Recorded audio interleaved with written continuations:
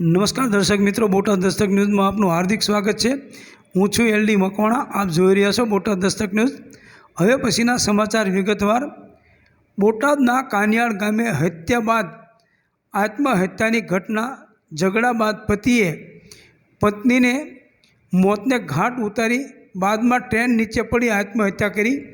બોટાદના કાનિયાડ ગામમાં પતિ પત્ની વચ્ચે થયેલા ઝઘડાએ ગંભીર સ્વરૂપ ધારણ કર્યું છે।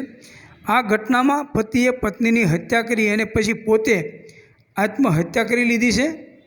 કાનિયાડ ગામના રહેવાસી ભરતભાઈ ખાચરે મોડી રાત્રે પોતાની પત્ની મધુબેન સાથે થયેલા ઝઘડા દરમિયાન ઉશ્કેરાઈ અને છરી વડે હુમલો કર્યો હતો।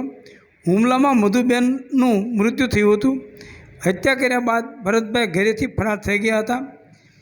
આજે વહેલી સવારે ગાયત્રીનગર વિસ્તાર નજીક રેલવે ટ્રેક પરથી એક મૃતદેહ મળી આવ્યો હતો। પોલીસે તપાસ કરતાં મૃતક ભરતભાઈ ખાચર હોવાનું સામે આવ્યું હતું।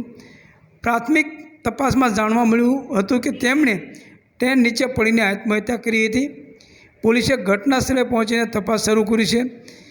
પોલીસ સૂત્રો મુજબ પતિ પત્ની વચ્ચે થયેલા ઝઘડાના કારણે આ ઘટના સર્જાઈ છે।